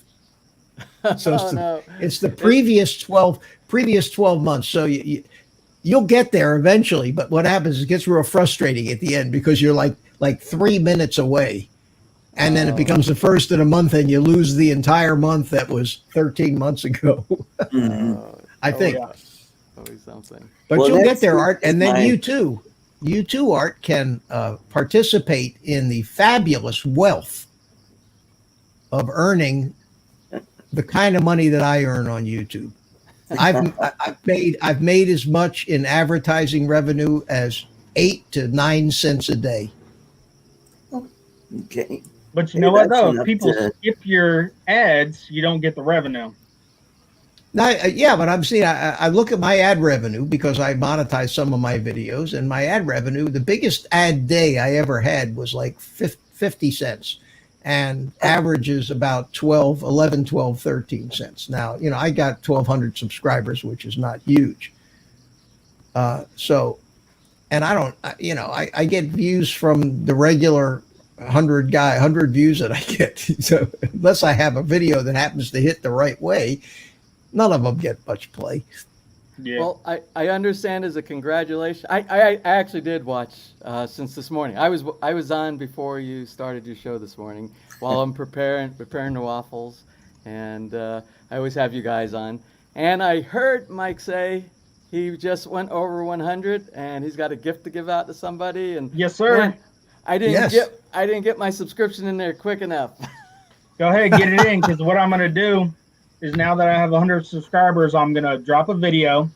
Everyone that comments on the video, I'm gonna do the random selection, and out of those comments, I'm gonna pull someone to win the drone stuff. That's nice. And I think, Art, you've picked up a few little freebies along the way too that people have been sending in, huh? Mm-hmm. That's Art awesome. wins everything. Mike, I know. Art's going to win. Art's going to win your contest. I don't even compete with Probably Art so. anymore. Yeah. Why even have a drawing? Just give it to him. Because, I don't know. Between him and Walsh Farms, I mean, those got to be the two luckiest guys I know. I think Art's got the Russians and the Iranians help him with doing the ballot stuffing. For that's his it. It's submissions. all a Russian conspiracy plot. Yeah, last Mike- year I won that RoboMaster down at Spin Up, and then this is my the last big. Well, I won this on Race at Drone. What, about a few weeks ago, and so I still haven't flown this yet. The weather has just been wacky around here. Well, it's been kind of wacky out here too, but we have the liquid part of the frozen stuff Yeah. that you're getting out there.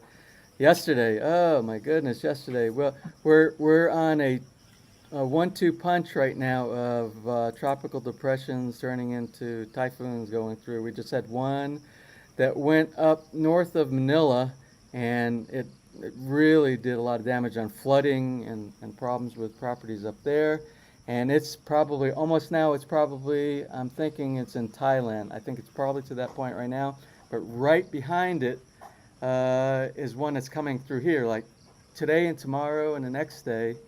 And unfortunately, this one that's coming through now we're like right in the center. I think the very center of its track is directly maybe about 40 kilometers south of us near Batangas City.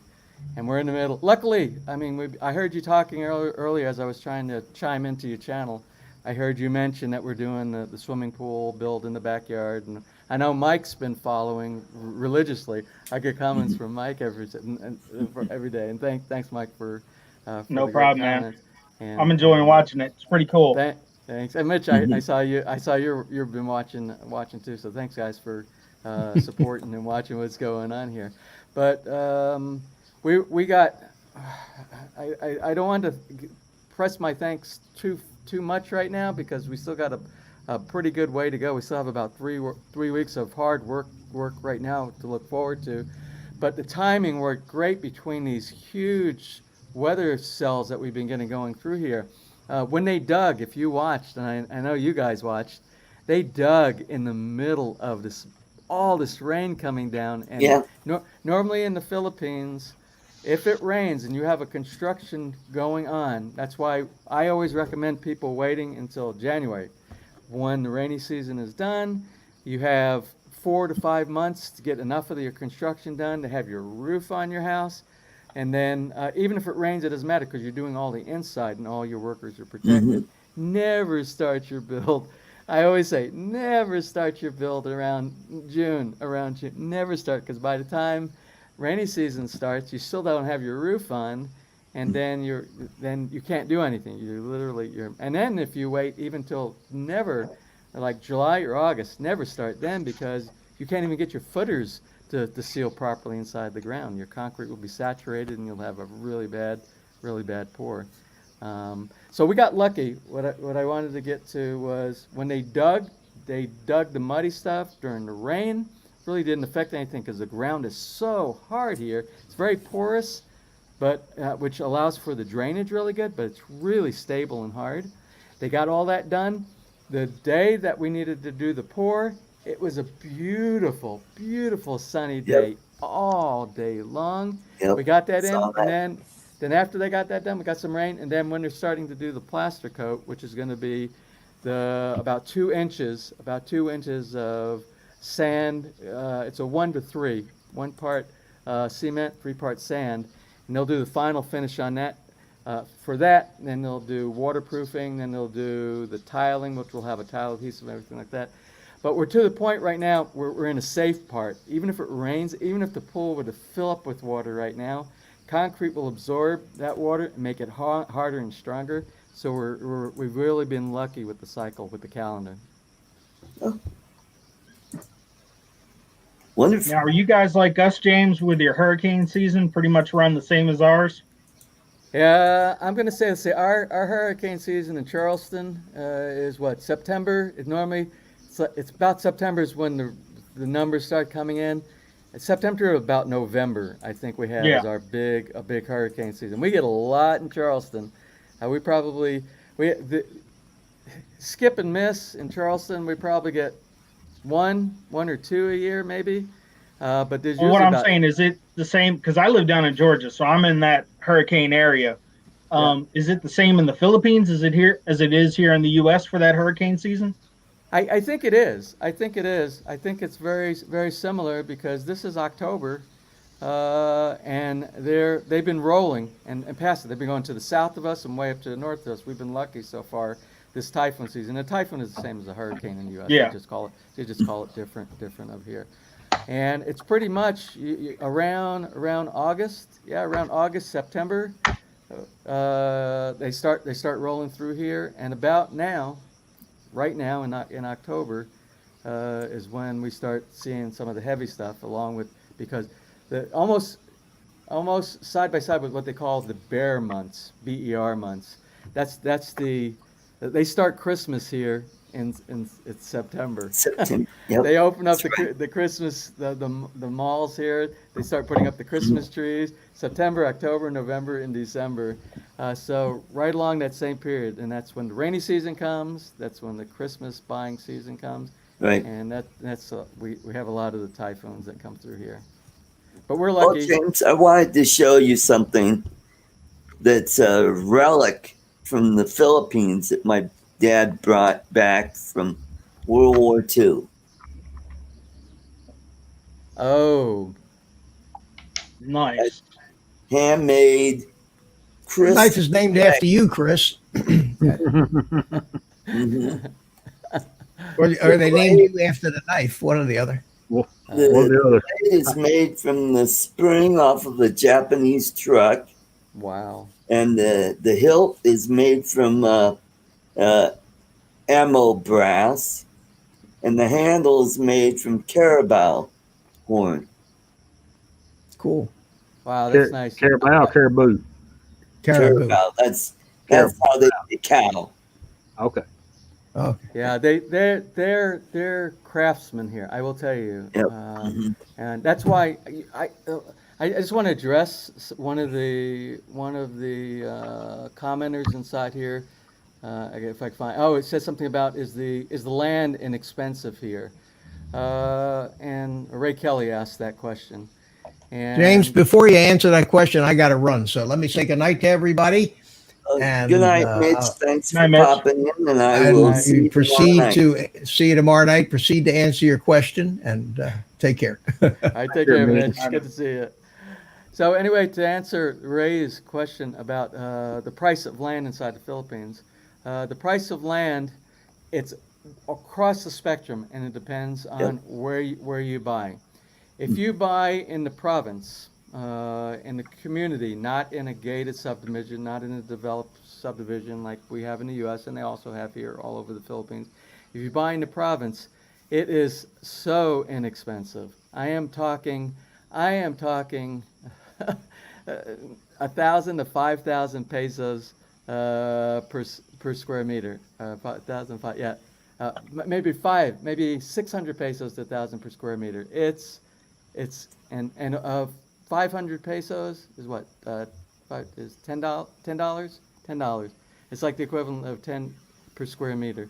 Now, if you buy in a gated subdivision, it's the opposite. It can be as much or more than buying property in subdivisions inside the U.S. I'll give you a typical example. This subdivision right here. I always track the numbers on what they're selling because we actually have many subscribers from our channel who found out about this particular subdivision from my channel, and they purchased. We probably have 30 to 40 properties inside here that were purchased from subscribers from around the world, many from the United States also, who bought lots here. And the current pricing as of today, and we are low, comparatively speaking, to several of the similar subdivisions in our city of Lipa City. The lot pricing here is going for $5,500 per square meter right now. The typical size of a lot, the medium-sized lot inside here, is about 750 square meters, which is just under a quarter acre in the U.S., which is a typical lot size if you buy inside a subdivision in the U.S. So I imagine, I can't calculate in my mind that fast, but I imagine one lot here at 750 square meters times about 5,500 is probably going to be around 70,000 U.S. dollars, plus or minus, just for the lot. And that's about what you would pay in the U.S. I would say somewhere close to that. But then you could buy that same 750 square meter in the province, in the farming community around here. You could probably buy that for $7,000 or less for that same size lot, maybe $5,000. Wow. A big difference. Now you're probably wondering. I know the question is probably going to, why is there such a variation? Why is the delta so different? And it's because it has to do with security. That's the big thing in the Philippines. You've been over here before, and you've probably heard the stories. And if you live in the province, you basically have to fortress your house. You have to put bars on your windows, and it's petty. It's most of the time it's petty type of break-ins and stuff like that. They come in and grab a cell phone or something like that. But for the additional price that you're paying additional money inside gated communities, you're paying for security. You're paying for security and amenities, just like if you had in the U.S. the same thing. You have swimming pools, clubhouses, and things like that. Right. You're welcome, Ray. Yep. And plus, also in the gated community, you get the. You're also going to get storm sewage and water and electricity, whereas out in the province, you're going to have to dig your own well, and getting electric out to you, that's going to cost some money. And internet is the big ticket out there. The closer you are to the city, the better the internet. Yeah. We're out in the province, boy, I mean, it's really thin out there. Yeah, it's location. Yeah, that's true. It is your proximity to the city, to the services that you have. But here, remember the first year, I lived in a very $60 a month apartment that I lived in. It's 3,000 pesos a month. I lived in the apartment. If you go back to the earlier videos, you can see the entire size of my apartment was the size of our living room inside here. But that's okay. It was just me, and I was very comfortable. I was comfortable. I loved the community I lived in. Now you're talking about utilities. Some places have wells. You would have to have a private well. Some places have city water. In that situation there, even though we were out in the province in the barangay, we had city water. But when you say city water, it means the city operates a well that pumps water into a storage tank somewhere, and that provides water to your house. Which for us, every week, if you lose electricity, the pump's not running, and then you don't have. Every week I was without water once, 2, 3 times a week over there. And electricity is provided everywhere by the local utility company, which ours is Bottleneck 2. They have Morelco in different places and Bottleneck 2. Those are the two big utility companies in Luzon, our northern island of the 3 big islands of the Philippines. Right. But the internet service, I got to tell you, even if you live in the province, with the event of having fiber, and I will compare the Philippines to my experience of living. I lived 7 years in South Korea. In South Korea, when I first got over there, we didn't have fiber. We had DSL. We had DSL modems. Thanks, the DSL modems, but they're evolving so quickly, and that's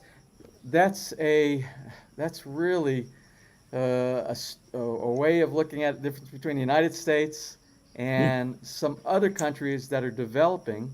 The United States has had all these years, and we think we're top of everything on top of everything.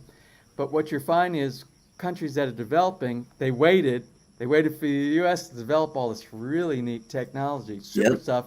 And what they did, they waited, then they took that technology and they implemented it very late. They had nothing, basically nothing for the longest period of time. And now they have data rates, like in Korea and then coming in the Philippines, the fibers higher than, I get better data rates here in the Philippines than I do my AT&T fiber connection in the United States in Charleston, South Carolina. I have better service here.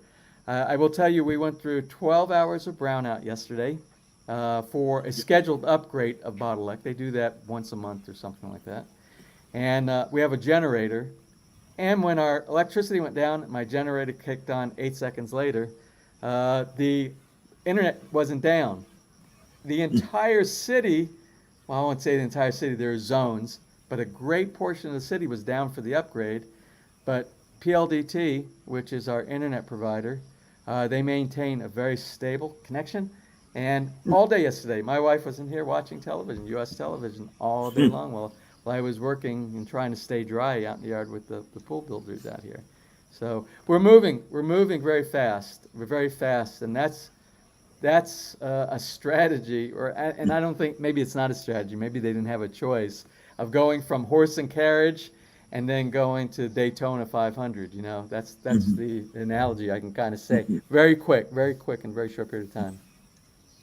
And plus, you got 5G coming online pretty soon. 5G, and like I said, when I first got my PLDT, it was a 54 megabits per second connection that I had, which is more than enough to I need to do all the things I do, even streaming live television from the U.S. 54 is, but they're moving so fast. They deleted. They don't even offer the 54 anymore. They went to 100 megabits, and all I had to do. One of my subscribers said, "Why don't you call PLDT?" We did it, and they'll upgrade you from 54 to 100, and it won't cost you anything more because it's the same price. And I did, and they did. They said, "Yep, no problem, we'll do it." Now, if I did that with AT&T or Time Warner in the U.S., and I said, "Hey, can you do me a favor? Can you move me up to the next one?" Since they're like, "No, there will be some kind of stipulation or new contract agreement or an increase in my price. There will be something that they will do." To do that. But over here, I got to say, they've really worked with you. That's one of the big reasons I really like it here in the Philippines. Oh, and one thing is you guys have better internet than Australia, Scott. Oh, God, yeah. Yeah, Greg is always complaining about the internet over there in Australia. Well, because the government owns it and it's all screwed up. Typical. Mm-hmm. Sounds about right. but Art, I Greg, got to run, bud. I got to blow out of here, man. I got something I got to All go do right. right quick. Thanks for coming in, Chris. Oh, Good to thanks for see you. having me. It's nice hey to meet Chris, you, James. Mike, take care, same buddy. here, Chris. All right, Chris. We'll see y'all later. See you, man. Yeah, well, Greg, well, I don't know what data rate Greg has down there because I've been invited on. I've been on his show before, Right. and but his always seems it's his. I don't know what he's doing with all the. I don't know if he's using OBS Yeah. or StreamYard or combination of his is always it's very professional quality done. Well, he's a computer geek from going he he way back. is he He used is to have his own bulletin board way back in the day. Yeah, well, I remember back. I remember back in the day. I Yep, remember that'd be in when the the. 90s. Yeah, I remember because I was actually where was I? I was in Germany. No, I Mm-hmm. was in Belgium. I was in Belgium. I'm trying to look at. I can relate events to locations that I lived through all my careers, and I was in Belgium at the time, and my boss at the time, he was a real geek when it comes to technology, Mm-hmm. computers and networking, and we were when the military, because the military was the first ones that actually created the original internet, and Yep. and we were able to tap into that, and we had a dial-up modem Yep. inside our office, and you had the dial-up modem. And that was my first exposure to bulletin boards. I'm kind of giving away my age a little bit here, but that was my first experience, and I was amazed. I was amazed at that technology back then. But we've Mm-hmm. come a long way since bulletin boards, haven't we?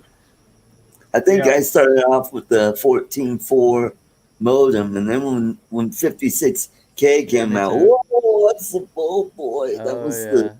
Oh, the same here. bee's I knees on remember getting that. the AOL floppy disks. Yep. Yeah. I want Yeah. to say hello to Stephen Johnsrud. Welcome to the show. He's pretty new. Cool. Yep. I just saw he has like 21 subscribers. I went and checked out his channel real quick. So Oh, cool. I just Cool. I'll dropped him a check him sub real out. quick to help him out. Mike, you a All right. stalker? What? I said, Mike. I said, you a stalker? Yeah. Oh, let me check this guy out. Actually, no, that's how I found some pretty cool channels, actually. Yeah. I'm just making a joke. But yeah, I usually like, especially if I look and see it's a really small channel. I know how it was when I was first starting out, and every subscriber counts. So, Yeah. I like to help out these small channels because hey, I'm I still trying to grow mine as well, and I know how hard it is. Yeah, I do the same because there's a lot of really good channels, and you probably talked about this on some of your other episodes or your other get-togethers, but it's I don't understand. I don't understand the logic because you see some people who have these outstanding channels, and I mean they spend a lot of time and effort researching the technology, doing everything they do to do great presentation. Your delivery is wonderful, and they'll have very low views. I don't know. I don't know what it takes to get them out there to begin You with. know what? You know what a lot of it is, and I've noticed this is people don't tag their videos properly or tag their channel properly. Mm-hmm. Like so a lot of these new YouTube subscribers, and I've been thinking about putting a video out on this because I look at it and then I'll go into the actual script for the page and look at their tags. Just because I'm that tech nerd geeky kind of guy, and they may tag like where they live, have like maybe one or two tags. Every single one of my videos, I try to tag out to the max. So if I can fit 500 characters in my tags list, I try to have that full thing. Every single thing that I can tag that would pertain to that video, I try to tag it. And and if you look like the last video I did, I've got way more views in like a week then I do even subscribers. So let's look at one of my older videos, for example. Like, okay, let's go to the one I just did with the abandoned gated community. I've got 132 views on that and only 103 subscribers right now. So, you know, a lot of people watch a video and then they don't subscribe, they don't like. So, you know, you get a lot of that too. I think it has to do a lot with the search, the search mechanism that they have inside there. Right. And now, and like I said, the more tags you use, that's going to bring you up more relevant in a search. Yeah. Well, what I found, and it was 2 or 3 years ago when I was in the beginning of understanding how YouTube works. You can go inside there and you can preset, and you probably already do this. You can preset all your tags so that you don't ever have to type anything in. You don't have to copy and paste anything. So every video that you upload already has this. So like for our channel, our tags, it'll say Philippines, it'll say DIY, it will say building, construction, gardening. Those are in every single one. So even though you might be talking off topic from any of those tags that you have inside there, it opens up the viewer, the new viewer, to your channel, and they might go back and they'll say, well, this has nothing to do with gardening, because maybe it's an episode today on pool construction or review. Right. But what they'll do, they'll say, well, let me look. It'll put them in a little bit of interest. If they like your dialogue, if they like your presentation and delivery, then they'll take the time to look at your other videos. So you have to do something like that. And I think that's, I mean, we're not viral. We're not this giant channel, but it's helped us. It's helped us grow at a reasonable rate over the amount of time that we started the channel. And I think things like that, tags are really important. And you know, that's one reason in almost all of my videos I put Wondershare, Filmora, stuff like that, because that's my main editing program I use. And I don't always, you know, say, hey, I'm using Filmora to do this. But one of the big things I always do, I mean, I have Filmora tutorials on my actual channel. So if someone's trying to learn how to use Filmora, you know, I put that in there. So if they go back and they look at my channel, like you said, you know, there are tutorials on how to do most of your basic stuff in Filmora. So, and what's crazy is, you know, those actually haven't got that many views, weirdly enough. Yeah, and that's what I don't understand sometimes. Like, I'll go back to what I started saying. So, I mean, you really put an effort into your channel. You research and you do your presentation, you edit nice. It looks like a studio production from, you know, a major television broadcast channel station. And then you're like, oh, I only got 300 views on this one or 200 views on this one. And then you do something really simple. Ness will tell me sometimes, she'll say, you know, you haven't posted anything in a while. I said, well, she said, you need to get out there and do something. And I told Ness, I said, well, I don't think they just want to see me walk in the backyard and talk to my plants or something like that. She said, but they do. She said, but they do. They said they want to see the evolution. They're part of they've been following you all along. And they want to watch. They want to see the changes. They want to, because basically they're invested in your channel. And they come there because they get a feeling that this is their home too. You know, this is part of their life.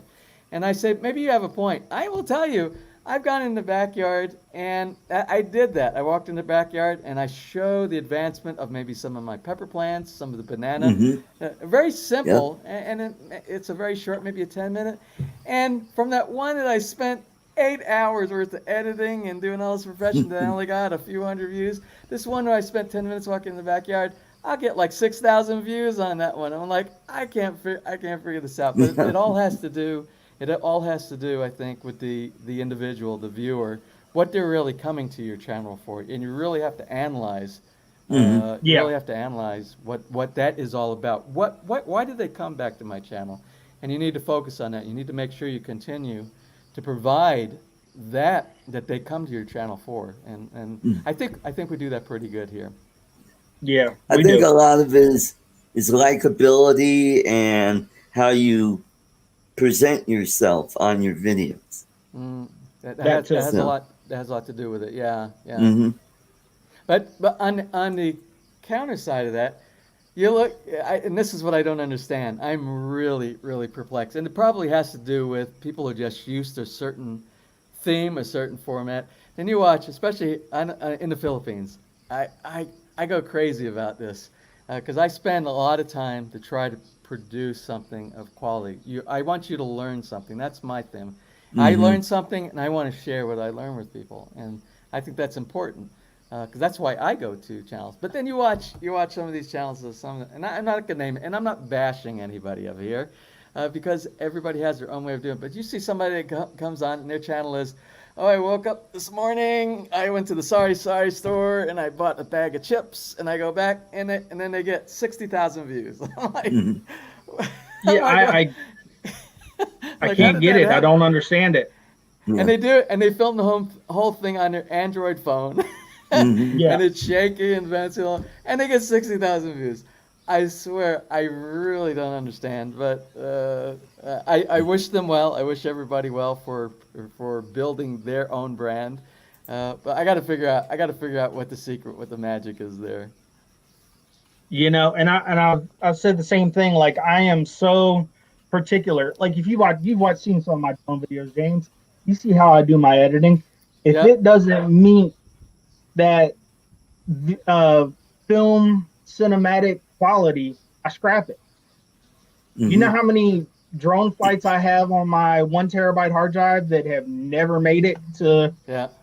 to see? And but here's Oh, the thing though, like I do some really crappy little, couple minute drone flight, and boom.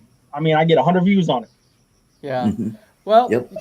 talking about the amount of time vested into producing, like you're talking about, especially we're talking. This is a drone show, and I will tell you, I have hundreds of hours of drone video that I have inside here, but I have to discard a lot of it because Hmm.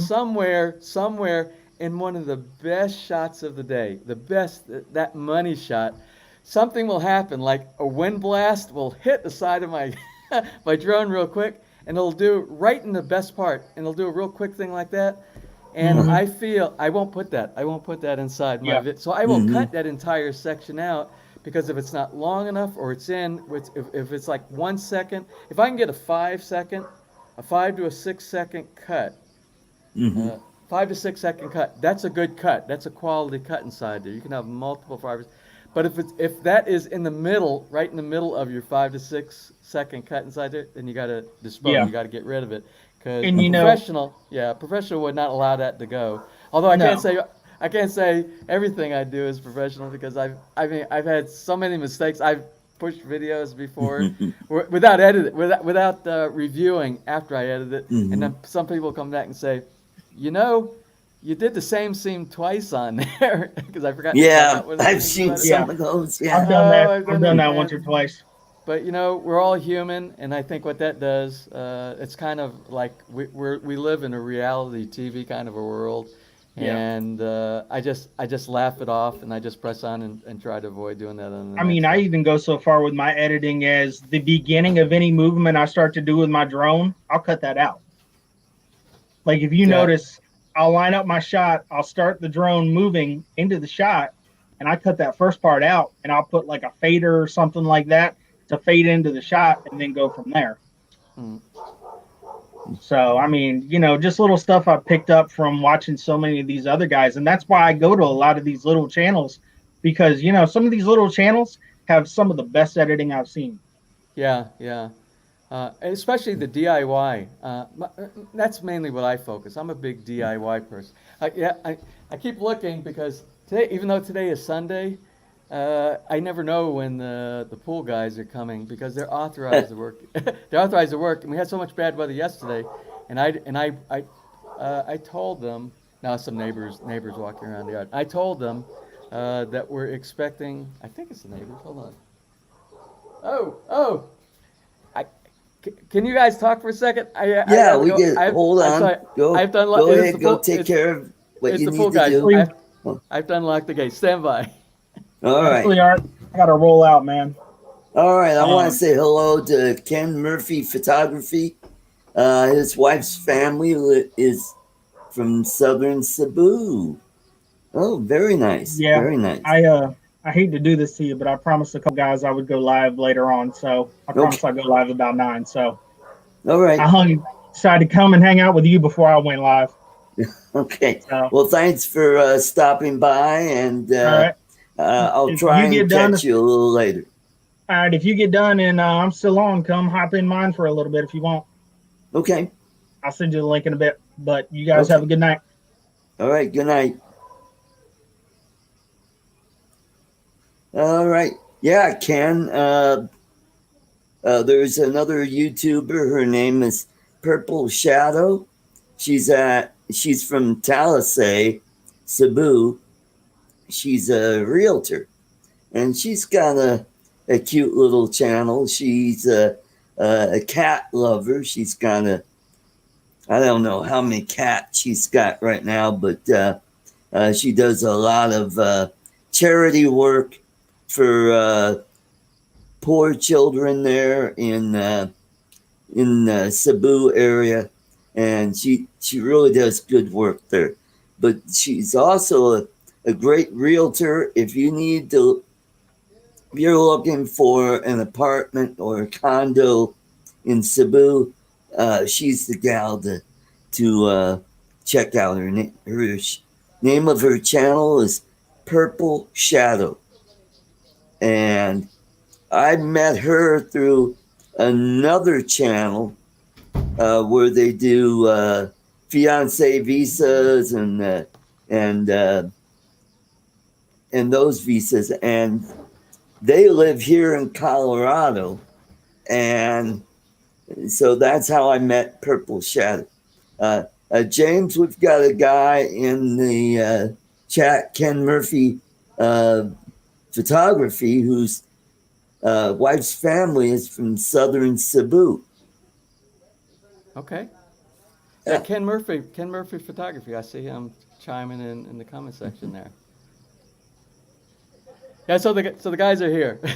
I got to tell you, Art, and I got to plug this company. I did. You'll see our latest episode will post 11:15 a.m. Eastern time in the U.S. or Okay. 11 p.m. Eastern time with 11:15, which is 11:15 a.m. here on Sunday morning. Okay.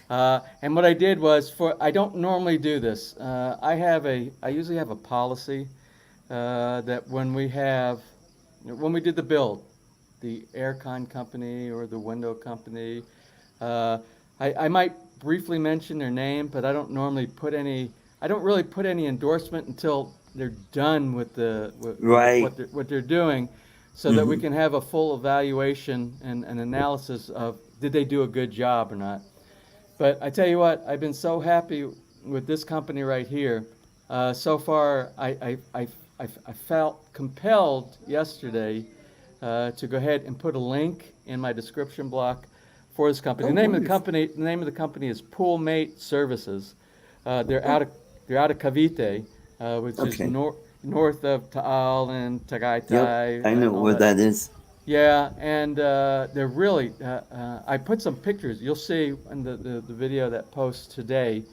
Mm-hmm. As a matter of fact, in the next couple of hours, um, you will see some of the finished products that they do, and it's amazing on the Mm-hmm. side.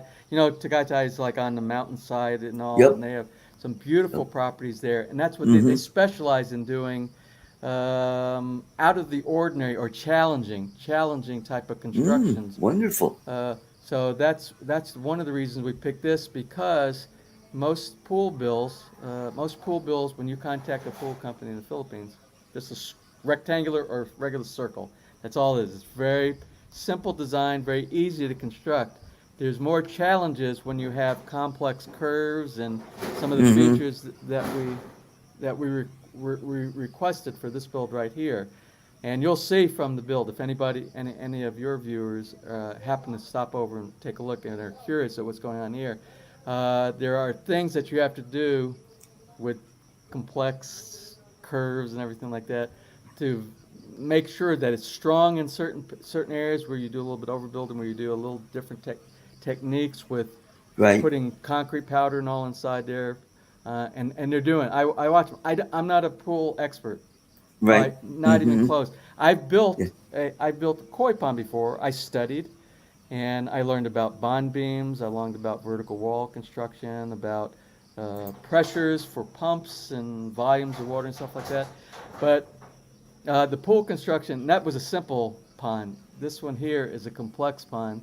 So I'm leaving everything to these guys, Mm-hmm. the prep professionals.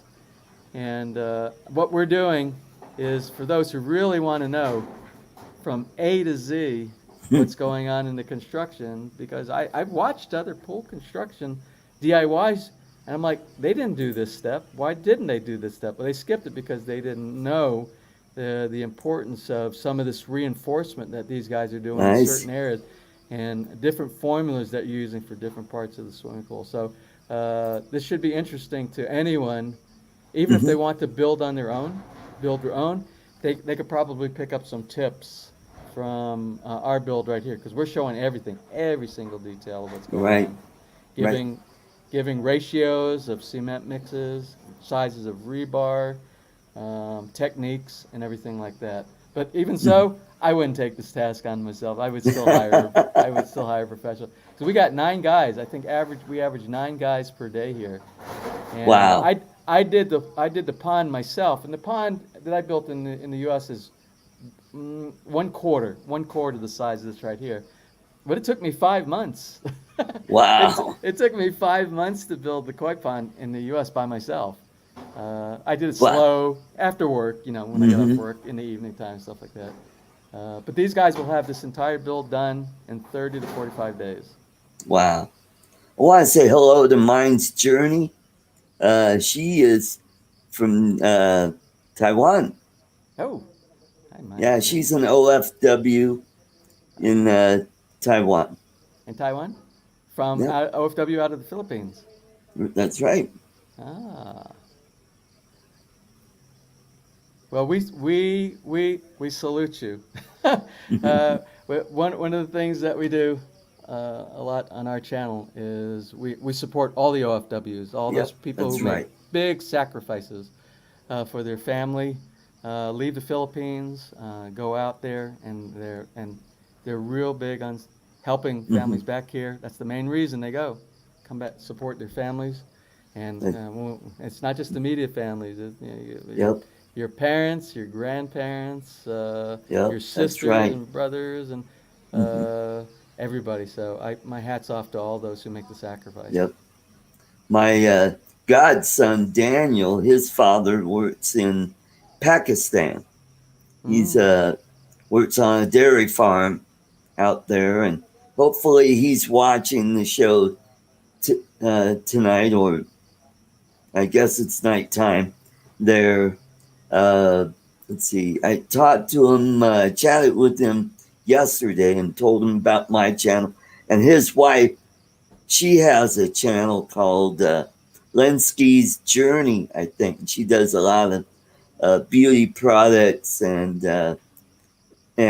she does a little bit of relationship videos, and she does it all just using her cell phone. And it's actually not too bad. It's pretty good for someone just using a cell phone. Yeah. Well, Mhm. it's like it's like what I was getting back to a little bit earlier. If it's the content that you're looking for, Mhm. sometimes the quality and stuff like that, you don't care. You're getting what you want, because there is, and I am sorry, I apologize to whoever, to the channel content creator. There is a channel over here. It's a Filipina that has a farm. She has a farm. She moved from a very small area, and they bought a farm.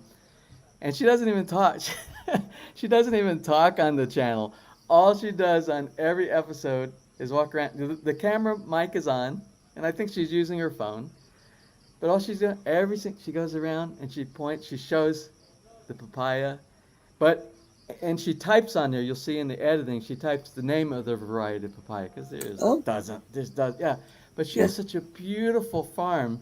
and she shows all the different trees and the fruits and the vegetables. And I Right. love that. I love that show. I mean, like I said, Mm-hmm.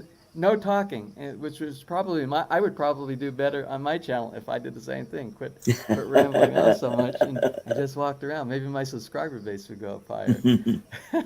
But I like shows like that. Mm-hmm. Yeah. Yeah. And there's a drone channel that's out of Quezon City called Sparkfly Jeff. And he uses a Spark drone. And some of the footage he gets is like, you're amazed that it came from just a cheap DJI drone that doesn't have the fancy capabilities that like your Phantom 4 has. Mm. But he does a wonderful job. Yeah. Yeah. Mm-hmm.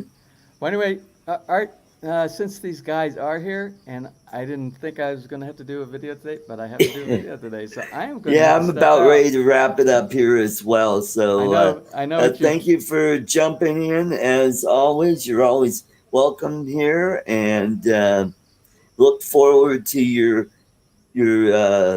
video that you're going to be doing today, and I'll be watching that tomorrow morning. Okay, well, great. And thanks for inviting me, Art, and for the folks who have been in your session today and making the chats. Thanks to all of you guys for supporting Steve, Ken, everybody that's on here. Oh, and Thanks. don't forget, next week is my Halloween special. I will be there. I will be there. Okay, Yeah, because great. I can't go out trick or treating. So I will be doing it from right here and joining you for sure. Okay. All All right, right, Art. James. Take care and catch you next time. All right, everybody. Let's plug my merch.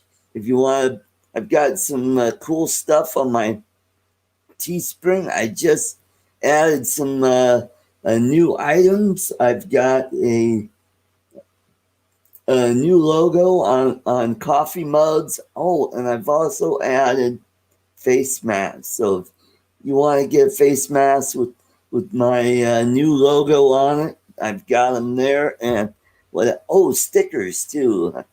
And Stickers. I've got stickers. Yes, I do.